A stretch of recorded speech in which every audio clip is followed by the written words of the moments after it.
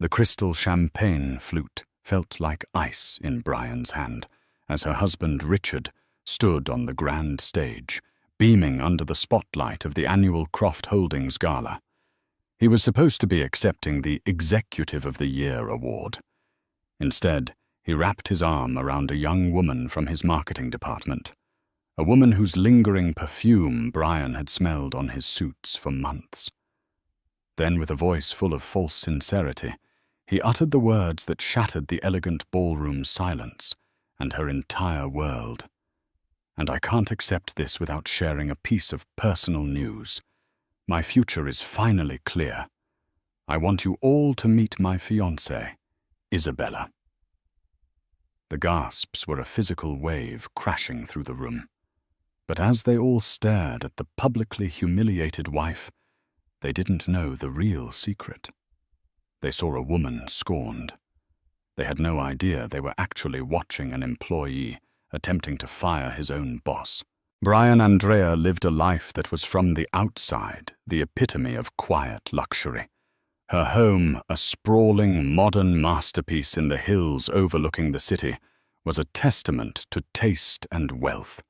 Its clean lines and vast glass walls were her design, a remnant of her past life as a promising architect before she had set it all aside. She had married Richard Andrea 10 years ago, a man whose ambition was as sharp and gleaming as the chrome fixtures in their kitchen. He was charming, intelligent, and possessed a relentless drive that had propelled him up the corporate ladder at Croft Holdings, a multi-billion-dollar real estate and development conglomerate.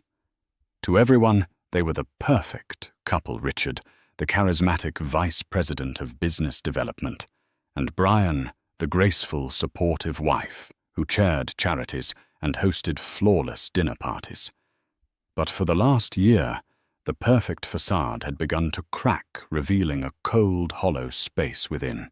The cracks started as hairline fractures late nights at the office that stretched until 2 a.m., business trips over weekends with flimsy justifications and a new cloying scent, a mix of vanilla and something overtly floral that clung to his shirts. It was the little things that screamed the loudest. The way his phone was always screen down on the nightstand. The sudden password protection on his laptop, which had always been open between them. The emotional distance that had grown into a chasm, with his compliments feeling rehearsed, and his touch, when it came, feeling like a contractual obligation. Brian was not a fool. She was the daughter of Harrison Croft, the formidable founder of Croft Holdings.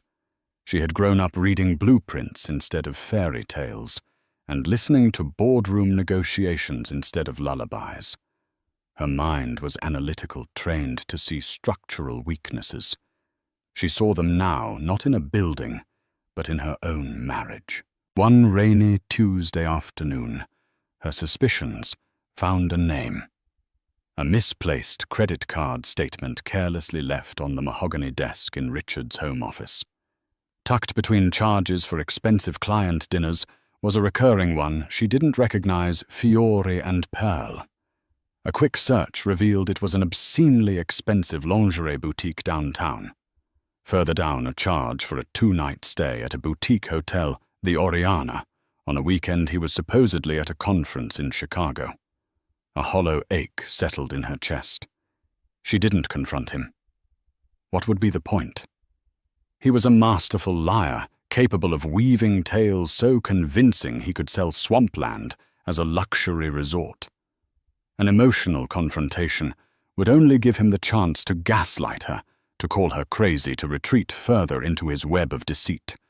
Her father had taught her many things, but the most important was this: never play a hand until you have all the cards. Her father, Harrison, had passed away 2 years prior, leaving behind a legacy of steel and concrete. What very few people knew, a secret guarded by ironclad NDAs and the family's longtime attorney, Arthur Sterling, was that Harrison had left his entire controlling interest, 51% of Croft Holdings, to his only child. Not to Richard, his brilliant son-in-law, but to Brian. Harrison had been old school. He believed a woman's place wasn't necessarily in the home, but he also didn't believe in handing over power without it being earned. His will stipulated that the current CEO, his trusted friend Arthur, would manage the company and mentor Brian until she was ready to take the reins, or until she chose to exercise her power as majority shareholder. Richard knew she had inherited a substantial fortune, but he believed it was all tied up in a blind trust. He had no idea that every memo, every quarterly report, every major decision made at Croft Holdings ultimately had to pass by the desk of the woman he dismissed as his domestically inclined wife. He thought she was just a wealthy heiress. He had no clue she was his boss. Brian had been content to remain in the shadows, observing, learning from Arthur, and waiting for the right moment to step into her father's shoes. She had loved Richard, or at least the man she thought he was. She had wanted to support his career, believing his success was their success. Now his betrayal had become the catalyst. He hadn't just cheated on his wife. He had disrespected the legacy of the Croft name. He was using the resources of her company to fund his affair. The final piece of the puzzle clicked into place a week later. A company newsletter was emailed to her, a courtesy copy Arthur ensured she received. It featured a Rising Stars section. There, smiling out from the page, was a junior marketing analyst named Isabella Rossi. Young, ambitious, beautiful. The caption praised her work on the new Phoenix Tower project, Richard's pet project. Brian zoomed in on the photo. Around Isabella's neck was a delicate gold necklace with a small pearl pendant, a new arrival on the Fiorian Pearl website. The cold ache in her chest solidified into something hard and resolute. Ice. Richard wasn't just having an affair. He was building a new life with a subordinate right under her nose, using her own money. The upcoming annual gala and night, meant to celebrate the company's achievements, suddenly presented itself as the perfect stage. It was time for everyone, especially Richard, to learn who Brian Andrea truly was. The invitation arrived a week before the gala. It was thick, cream-colored cardstock with the Croft Holdings logo embossed in gold. It was addressed to Mr. Richard Andrea, Ms. Brian Andrea. When Richard handed it to her over breakfast, his casualness was a performance. The annual gala is next Saturday. Darling, he said, not looking up from his tablet where the stock market tickers scrolled endlessly. Big night. They're giving me the Executive of the Year award. He finally glanced up, a practiced smile on his face. You don't have to come, of course. I know these things bore you. There it was. The out. The carefully constructed escape hatch for him. For years she had often declined, preferring a quiet evening to the forced schmoozing and corporate back-patting. He was counting on her to do the same now. Brian picked up her coffee cup, her hand perfectly steady. Oh, I don't know, Richard. Executive of the Year. That sounds important. I think I should be there to support you. A flicker of something panic maybe crossed his eyes before being instantly suppressed. Of course, I know you don't enjoy it. It'll be a late night full of boring speeches. I think I can manage for one night, she replied, her voice light, betraying none of the steel solidifying around her heart. I'll need a new dress. His smile returned, but it didn't reach his eyes. Wonderful. Get something beautiful. My treat. With my money, she thought. The moment he left for work, the pretense of a normal morning shattered.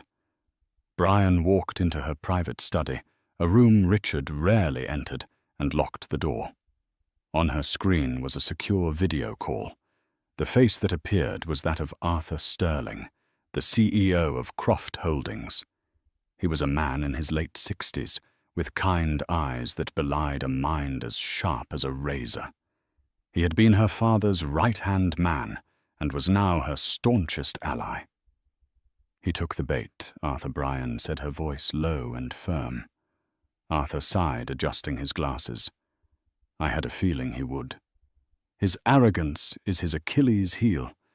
The entire senior leadership is buzzing about him and Miss Rosie. He's not even being discreet anymore. He thinks he's untouchable." "He is," Bryan said coldly.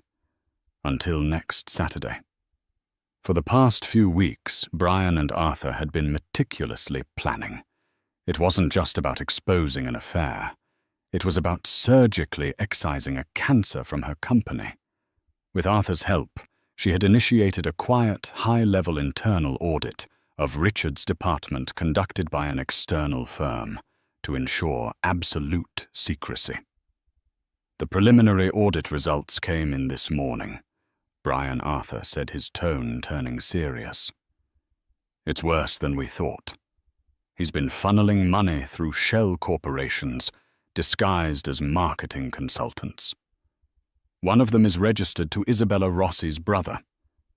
He's been padding expense reports on the Phoenix Tower project to the tune of nearly $3 million.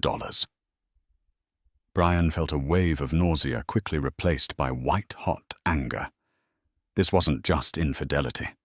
This was theft, a betrayal on a scale she hadn't even imagined. He was stealing from her father's legacy, from the employees who depended on the company from her. "Print it all," she commanded. "Have a full dossier ready for me. I want every fake invoice, every illegal wire transfer. We're not just firing him, Arthur. We're destroying him." "It will be ready," Arthur assured her. "And the board." "The board answers to the majority shareholder," Bryan stated, a new authority in her voice that would have shocked Richard. "And on Saturday night, they will meet her." Their plan was simple, yet audacious.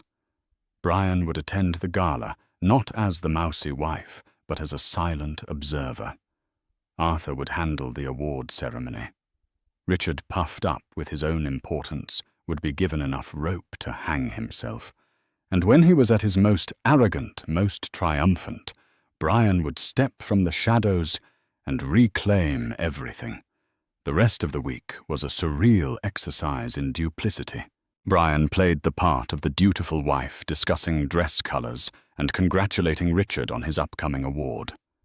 She chose a gown of deep emerald green, a color of rebirth and money, tailored to fit her perfectly. It was elegant, powerful, and utterly unforgettable. While she was at fittings, her mind was on spreadsheets and legal documents. Richard, meanwhile, grew more confident. He assumed Bryan's decision to attend was a weak attempt to keep an eye on him, a gesture he found more pathetic than threatening. He was already planning his future, a future with a younger, more adoring woman on his arm, and he believed a clear path to the CEO position once Arthur Sterling retired. He was so busy looking at the throne, he never thought to check who already owned the kingdom. The night before the gala, he came home with a small velvet box.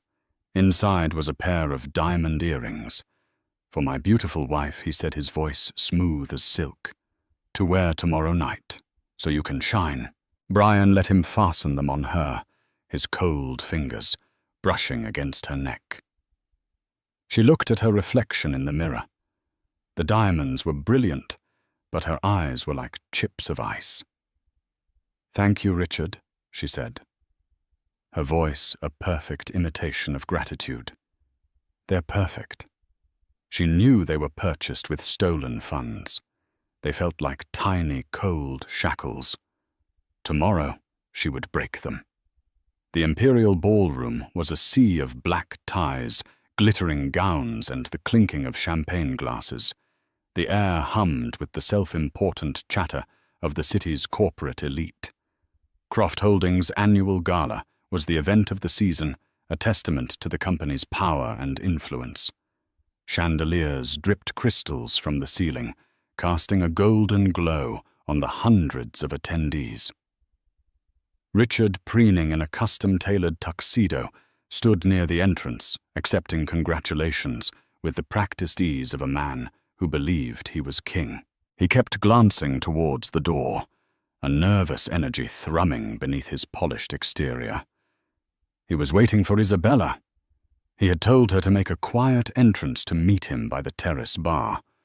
His wife, he assumed, would arrive on his arm, a pretty but ultimately forgettable accessory. He was wrong. A hush fell over the cluster of executives by the grand staircase. A woman had just arrived.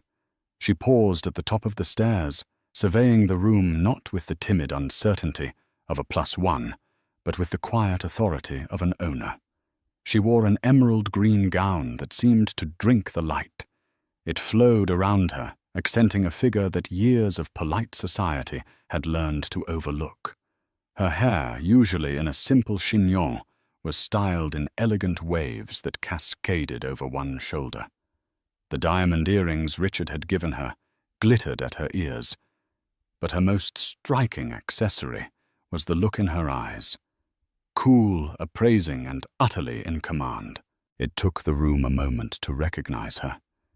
It was Brian Andrea, but it was not the Brian they knew. This was not the quiet, smiling wife who faded into the background at charity events.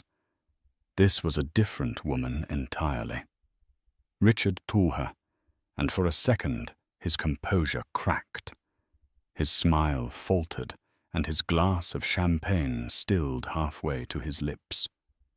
This was not the woman he had expected. He had anticipated a somber, slightly frumpy Brian he could park at a table in the back.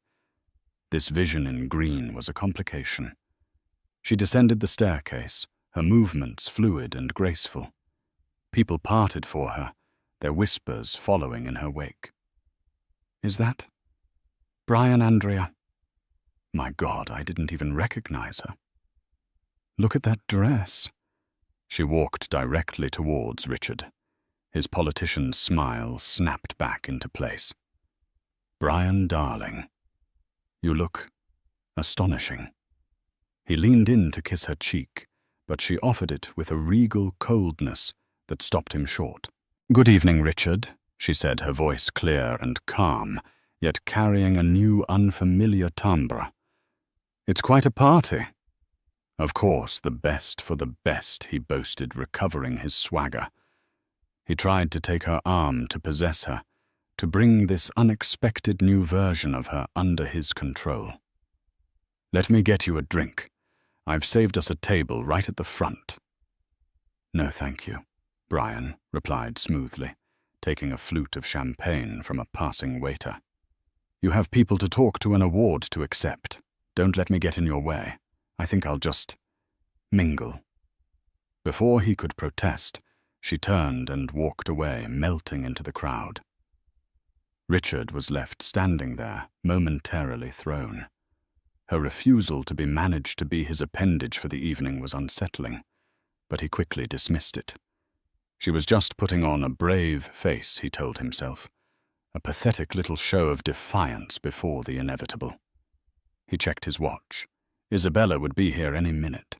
Brian, meanwhile, moved through the room with purpose. She exchanged pleasantries with board members and senior executives, men who saw her as little more than Richard's wife.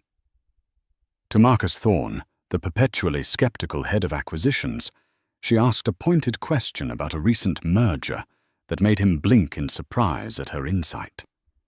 To the CFO, she made a quiet comment about appreciating his conservative approach to the third-quarter projections, a detail Richard would have never thought she'd know.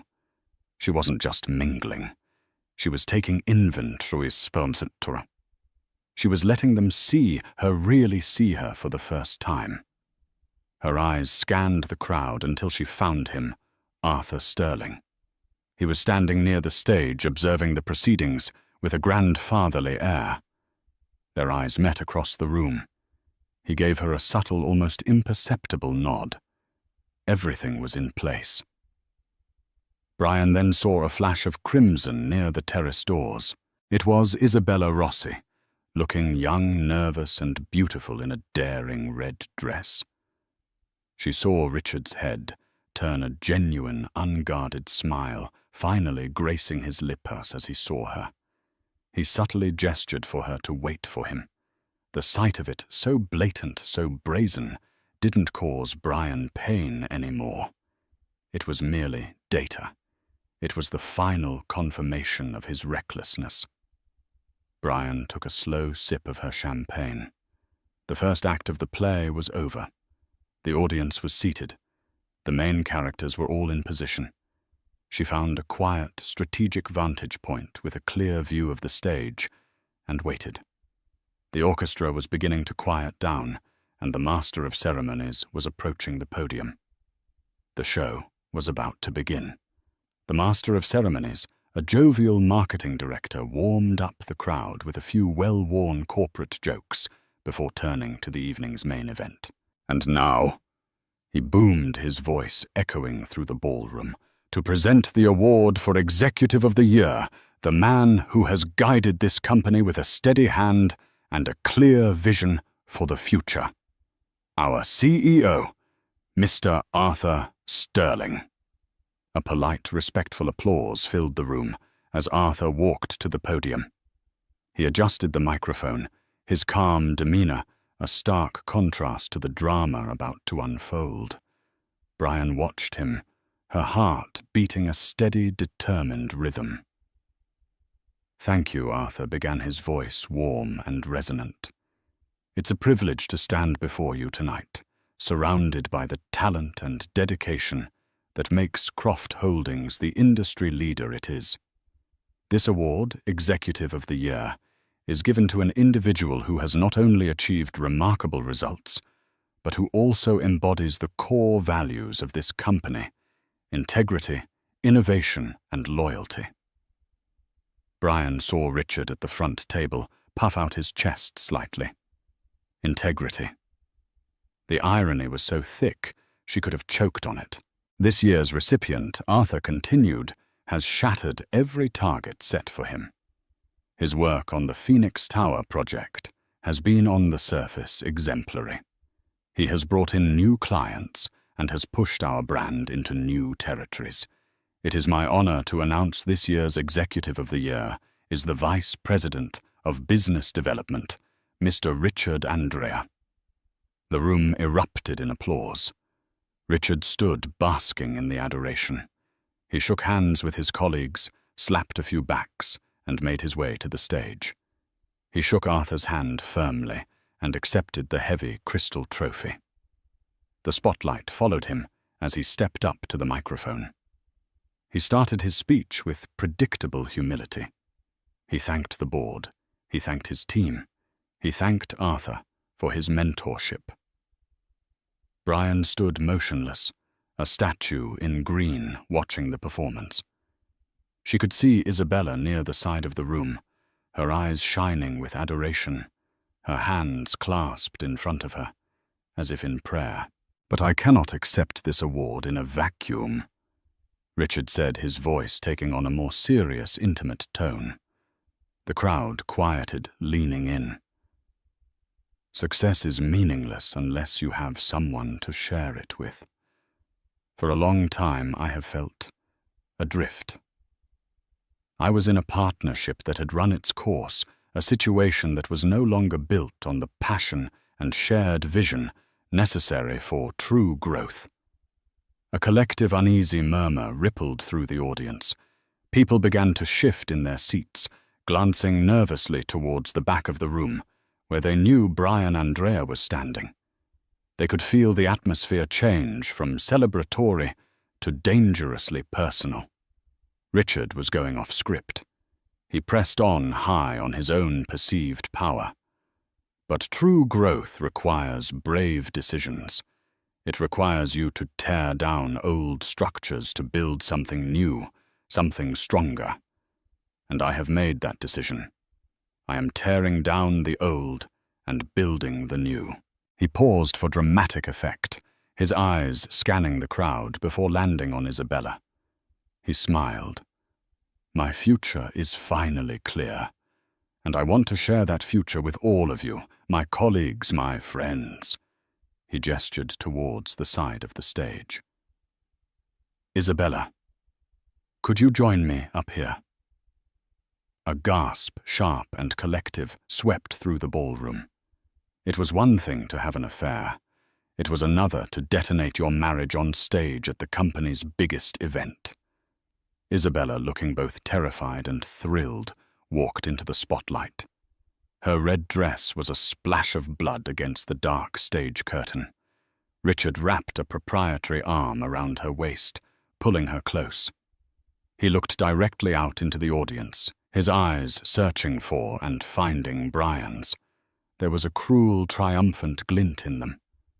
This was his checkmate. "I can't accept this award just as Richard Andrea, your VP," he announced, his voice ringing with finality. "I must accept it as the man I am about to become.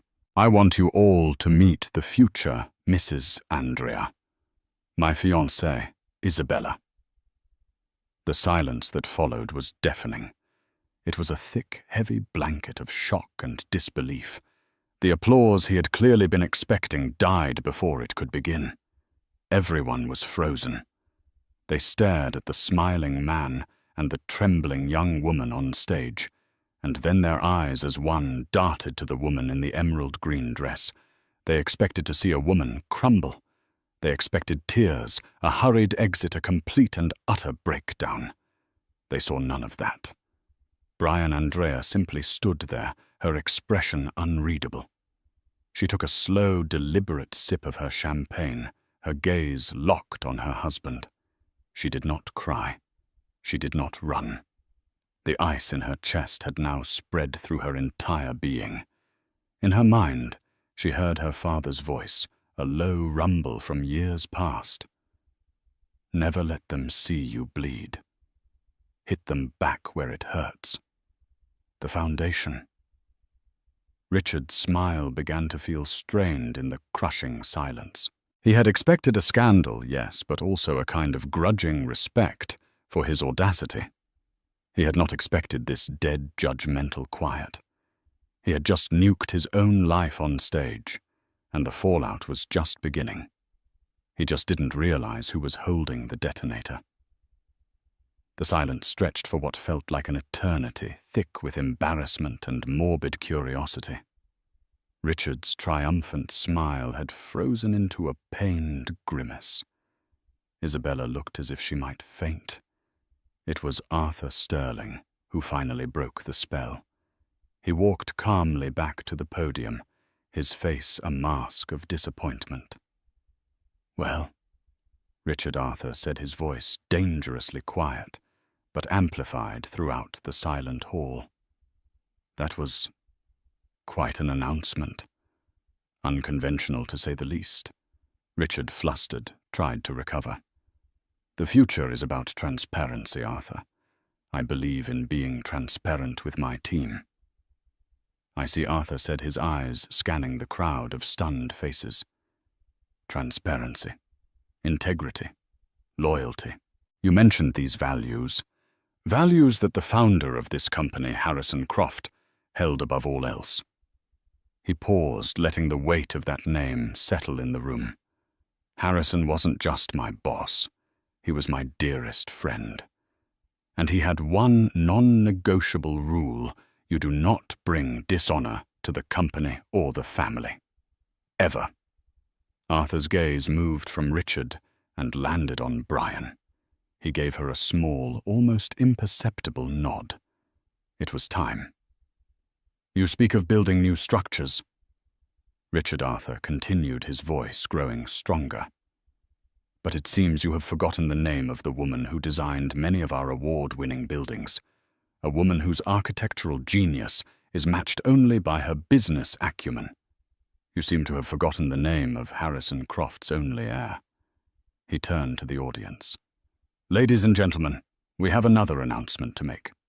Richard is correct that the future of this company is standing in this room tonight, but it is not on this stage. Please join me in welcoming to the stage the person who has been quietly guiding this company from behind the scenes. our majority shareholder and the chairwoman of the board of Croft Holdings, Mrs. Brian Croft Andrea. If the first announcement had caused gasps, this one caused a collective physical jolt. 1,000 heads swiveled back to Brian. Jaws literally dropped. Marcus Thorne, the skeptical board member, looked as if he'd seen a ghost. Brian handed her empty champagne flute to a stunned waiter and began to walk towards the stage. She didn't hurry. Every step was measured, confident, and powerful. The emerald of her dress seemed to glow under the lights. The whispers were now a roar. Croft. She's a Croft majority shareholder. He just introduced his mistress to his boss. Richard's face had drained of all color. He looked from Brian to Arthur and back again, his mind refusing to process what was happening. It was impossible. A trick. Brian.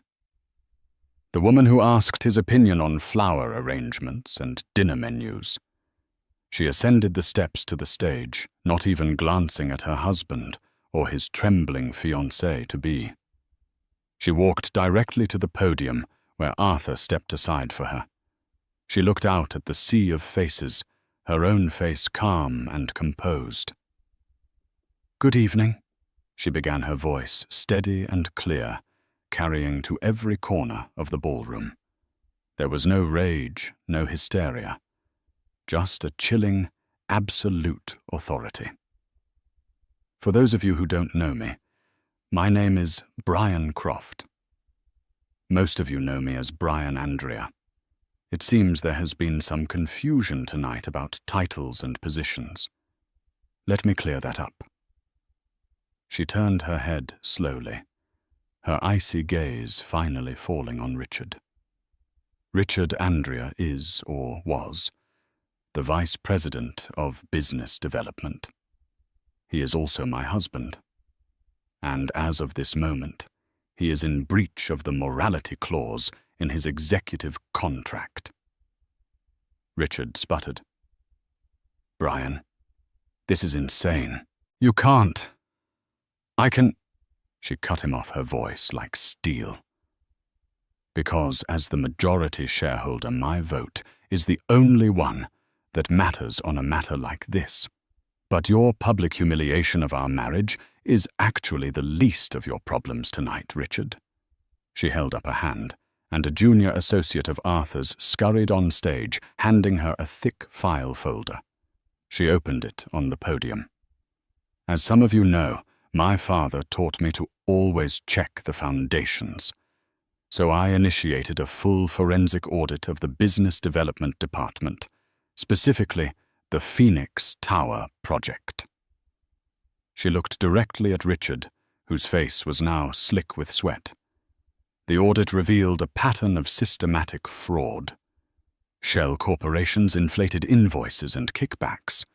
To be precise, $3.2 million funneled from this company into offshore accounts. She then glanced at Isabella, whose face had gone from shocked to horrified. "One of the primary Shell corporations, Rossi Creative Solutions, seems to be registered to your brother, Miss Rossi. I assume that's just a coincidence." Isabella let out a small, strangled cry and took a step back from Richard as if he were radioactive. Brian closed the folder with a soft, final thud. "So let's be very clear about what is happening. Richard, you are terminated effective immediately. Ms. Rossi, you are also terminated. Security will escort you both from the premises.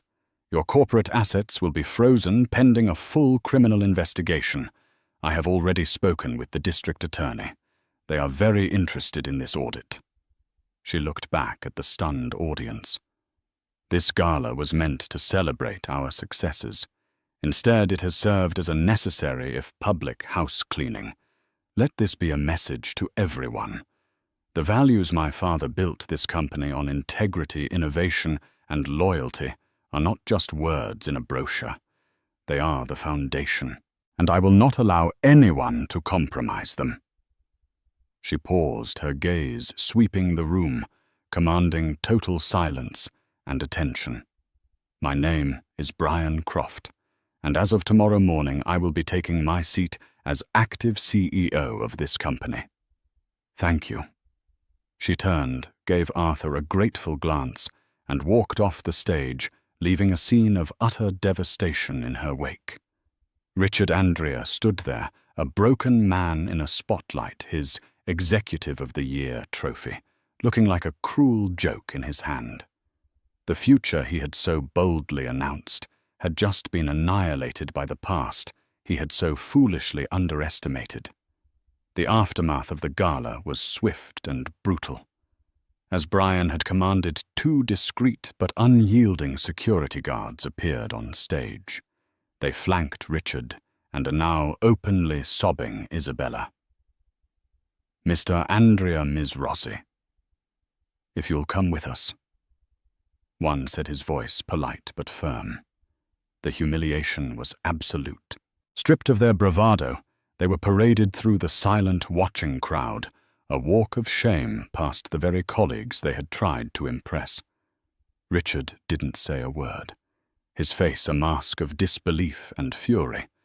The Crystal Award was pried from his hand by one of the guards and left abandoned on the podium. Brian did not watch them go. She was already in a private conference room, upstairs with Arthur Sterling and Marcus Thorne, the once skeptical head of acquisitions, who now looked at her with a mixture of awe and terror. "The documents you requested, Brian," Arthur said, sliding a leather-bound portfolio across the polished table. It contained everything: the audit legal papers for the divorce filing and motions to freeze every joint asset Richard had access to. "Thank you, Arthur." For everything she said, her voice finally holding a trace of emotion. Marcus Thorne cleared his throat. "Mrs. Andrea, Miss Croft, I must apologize. I had no idea. Your father kept your position very quiet." "My father believed in earning your place," Brian replied, meeting his gaze. "He gave me the ownership, but he told me I had to earn the leadership. For the past 2 years, I have been learning, watching. Tonight, I simply stopped watching and started acting. What he did, not just the fraud, but the public display." "It's unconscionable," Thorne said, shaking his head. "It was a gift," Brian said, a wry, humorless smile touching her lips. "His arrogance gave me the perfect stage." He handed me the microphone himself. The days that followed were a whirlwind of controlled chaos. The story of the Croft Holdings Gala became the stuff of corporate legend, whispered about in boardrooms across the city. The media caught wind of it, but Brian's new PR team, hired that very night, spun the narrative expertly. It wasn't a story of a messy divorce. It was the story of a powerful new leader exposing corruption and protecting her company. The headlines read, "Croft Heiress ousts fraudulent exec in shocking gala takeover." Brian Croft was no longer a socialite. She was a titan. The legal proceedings were devastating for Richard. Faced with overwhelming evidence of embezzlement and fraud, he had no leverage. The divorce was swift. His assets were frozen, and the prenuptial agreement he had arrogantly signed years ago, drafted by Harrison Croft himself, was ironclad, leaving him with nothing but his personal effects. His reputation was irrevocably destroyed. No company would touch him. The charming, powerful executive was now a pariah, facing years of litigation and potential prison time. Isabella Rossi vanished. Faced with potential conspiracy charges and public disgrace, she left town. Brian later heard through the grapevine that she had reached out to a lawyer, claiming she was a victim of Richard's manipulation, that he had promised her the world, and she had been too naive to see the truth. Brian almost felt a flicker of pity for her. She was a pawn in Richard's game, but a willing one. She had made her choice, and now she was living with the consequences. Brian, however, did not dwell on the past. She threw herself into her new role as CEO. The first few weeks were a trial by fire. Some of the old guard on the board were wary of her, seeing her as an untested heiress who had just pulled off a dramatic coup. She proved them all wrong. She didn't just occupy the corner office, she commanded it. Her background in architecture gave her a unique perspective. She saw the company as a complex structure. She identified weak points, streamlined inefficient departments, and invested in innovative new technologies. She remembered the names of junior employees she met in the hallway. She listened more than she spoke in meetings, but when she did speak, her words were precise, insightful, and final. She earned the respect of Marcus Thorne when she personally dissected a failing international project he had championed not to blame him, but to salvage it, pointing out a fundamental design flaw in the financial structuring that everyone else had missed. He became one of her most loyal supporters. The cavernous house in the hills, once a symbol of her gilded cage, was now her sanctuary. She redesigned the master suite, erasing the last vestiges of Richard. The silence that had once felt lonely felt peaceful. She was not just Brian Andrea the wife or Brian Croft the heiress. She was just Brian, and for the first time in a long, long time, that was more than enough. The morning after the gala was a strange, silent dawn. Brian had not slept. She sat in the cavernous living room of her home, a single lamp cutting through the pre-dawn gloom, a mug of black coffee growing cold in her hands. The adrenaline of the previous night had ebbed away, leaving behind a hollow, echoing quiet. The silence was no longer lonely. It was clean. It was the sound of a blank slate. By 7 a.m., she was dressed in a charcoal grey suit, the kind of bespoke armor she hadn't worn in a decade. Her hair was pulled back into a severe, elegant knot at the nape of her neck. There were no diamonds at her ears, only small, discreet pearl studs. She was no longer performing. She was reporting for duty. Walking into the executive floor of Croft Tower was like parting a sea of whispers. The news had spread through the company like wildfire, fueled by the breathless accounts of those who had witnessed the public execution. Every head turned. Every conversation stopped. They weren't just looking at the boss's wife. They were looking at a myth made real, the ghost in their machine. Brian ignored the stares, her gaze fixed forward, her walk a study in purpose. She didn't go to Richard's old office, the VP's office. She went straight to the top floor, to the sprawling corner suite that had been her father's and had remained respectfully vacant since his passing, used only by Arthur for ceremonial meetings. Her keycard updated overnight by a loyal IT director at Arthur's request beeped green. The door clicked open. Home. Her first act was to call an emergency board meeting for 10 a.m. By the time the 10 members were assembled around the long obsidian table, the tension in the room was thick enough to cut with a knife. They were a collection of old Lions men who had known her as a little girl in pigtails at company picnics. Now she sat at the head of the table in her father's chair.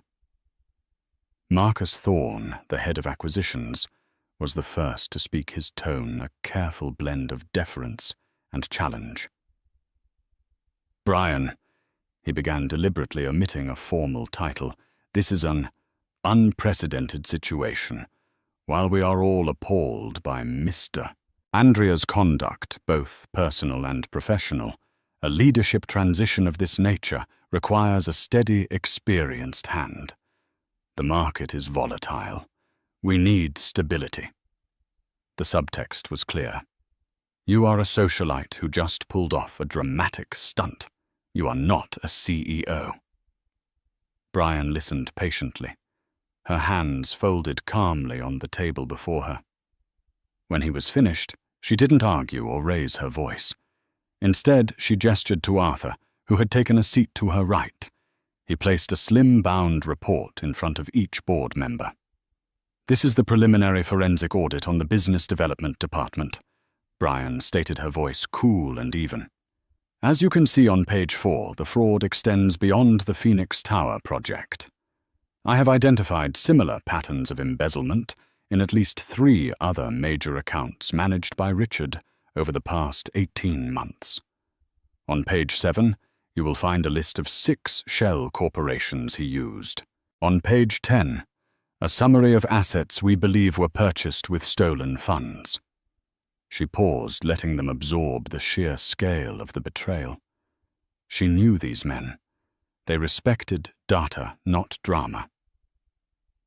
"Mr. Thorne, you are correct," she continued, looking directly at him. "We need stability. What is unstable is a senior executive who has been robbing this company blind while the board remained unaware. My actions at the gala were not an emotional outburst. They were a necessary and surgical removal of a cancer before it could metastasize and kill the host. I protected the company. I protected your stock options. I protected my father's legacy." She leaned forward slightly, her intensity pinning them to their chairs. "For the next 90 days, I will be serving as acting CEO. In that time, I will oversee a full company-wide audit. I will personally lead a review of our most vulnerable project, the Northwood Mall redevelopment, a project that is currently $40 million over budget and bleeding money. And I will present a new 5-year strategic plan at the next quarterly meeting.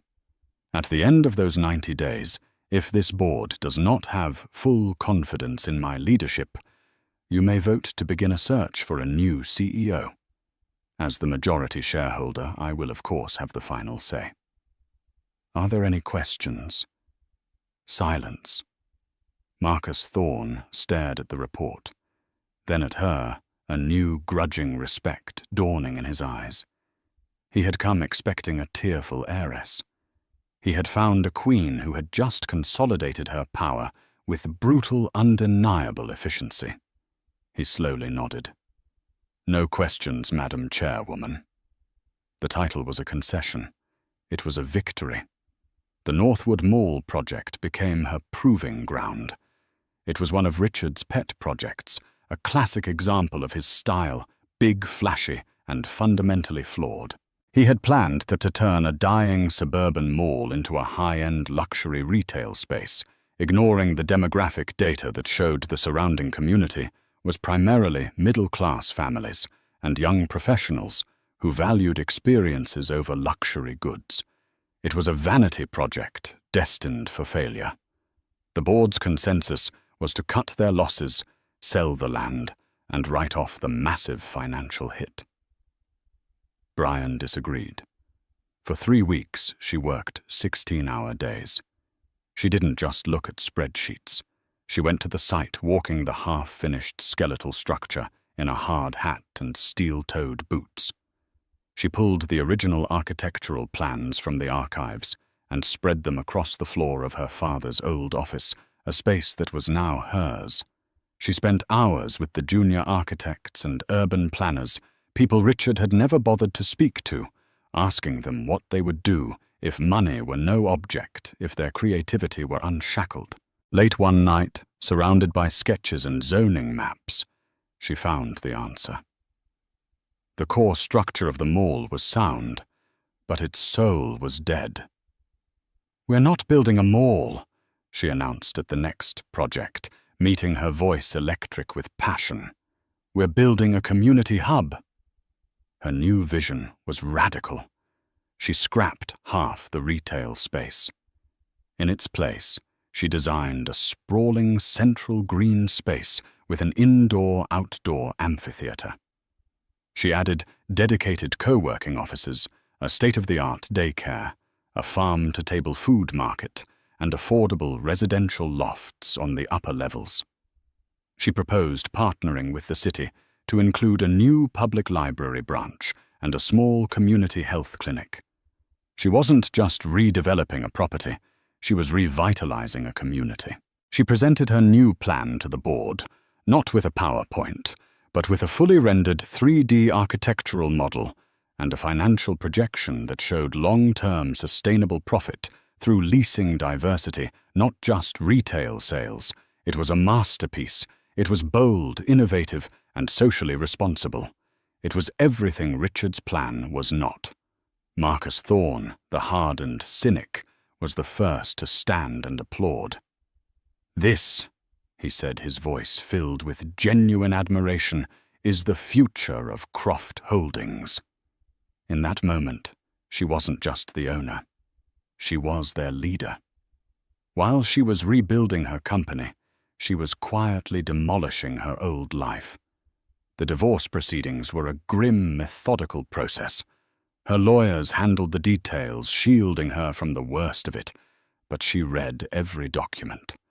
She saw the pathetic attempts by Richard's legal team to claim duress, to paint him as the victim of a manipulative heiress.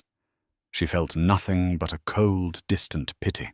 He was a ghost, a footnote in a chapter she had already finished writing. One Saturday, she systematically went through the house on the hill. She had movers pack up every suit, every golf club, every tasteless piece of modern art Richard had purchased. She had them take the bed they had shared. She donated everything to charity, a cleansing fire of possessions. She turned his cavernous home office, with its imposing mahogany desk, into her personal design studio. She installed drafting tables and filled the shelves with books on architecture and urban planning. The room that had been the epicenter of his deceit was now the heart of her creativity, surrounded by blueprints and the smell of fresh paper sketching. Late into the night, she felt more herself than she had in a decade. The news of Richard's plea deal came via a sterile email from her lawyer. He would avoid prison, but would be financially ruined, his name forever stained. He would be forced to pay restitution for the rest of his miserable life. There was no triumph in the news, no vengeful thrill. It was simply the logical conclusion of his own actions. It was the closing of a ledger. She read the email, archived it, and went back to reviewing the schematics for a new pediatric wing her company was funding at the city hospital. Richard Andrea no longer occupied any space in her life or in her head. 1 year to the day of the gala, Brian stood on a different stage. This one was outdoors under a brilliant blue sky at the base of the gleaming, newly completed tower that had once been Richard's monument. A large banner read, "Dedication of the Harrison Croft Legacy Tower." The crowd was different. It wasn't just corporate suits. It was construction workers in their hard hats, city officials, families from the community, and the entire staff of Croft Holdings. When she stepped to the podium, the applause was not polite or shocked. It was thunderous and genuine. Arthur Sterling sat in the front row, his eyes glistening with pride. "A year ago," she began, her voice carrying over the crowd, "we stood at a crossroads. We were faced with a choice to cover up a painful truth or to confront it with integrity. My father, Harrison Croft, taught me that the foundation is everything. A building with a flawed foundation will eventually collapse no matter how beautiful its facade. The same is true for a company, and it is true for a life." She looked out at the faces before her, at the tower gleaming in the sun. "This tower is not just steel and glass. It is a symbol of our new foundation, a foundation built on transparency, on community, and on the belief that our greatest success comes not from what we take, but from what we build together. This is my father's legacy, and it is our shared future." Later that afternoon, back in her office, the city spread out before her. Like a map of possibilities, her intercom buzzed. It was her executive assistant. Ms. Croft, the board is ready for the quarterly review in the main conference room. Thank you, Maria. I'm on my way, she replied. She stood up, smoothing the lines of her dress. On her desk lay not a financial report, but a large sheet of drafting paper. On it, in clean, confident pencil strokes, was the beginning of a sketch, the initial design, for a new performing arts centre for the city's underprivileged neighbourhoods. She was not just running the company her father had built. She was expanding its vision, infusing it with her own soul. As she walked toward the conference room, her heels clicking a steady, powerful rhythm on the marble floor, she felt a profound sense of peace. The ghost of Richard Andrea was long gone. The timid wife she had once been was a stranger. She was not the heiress, the victim, or the vengeful wife. She was Brian Croft, the architect of skylines and of her own life. And as she looked out the vast windows at the city below, she didn't just see buildings. She saw a canvas vast and waiting. And she was just getting started. Brian's story is a powerful reminder that the quietest person in the room is often the most powerful. She transformed from an underestimated wife into an unstoppable force, proving that true strength isn't about the noise you make, but the foundations you build and the resolve you hold. Betrayal was the catalyst, but it was her own intelligence, courage, and legacy that allowed her to not just survive, but to rise and reclaim everything that was rightfully hers. She didn't just get revenge, she got justice and redefined her own destiny. If you were moved by Brian's journey from betrayal to triumph, please show your support. Hit that like button, share this story with someone who needs to be reminded of their own inner strength, and don't forget to subscribe to our channel for more tales of incredible resilience and justice. What part of Brian's masterful takedown was the most satisfying? Let us know in the comments below. We read every single one. Thank you for listening.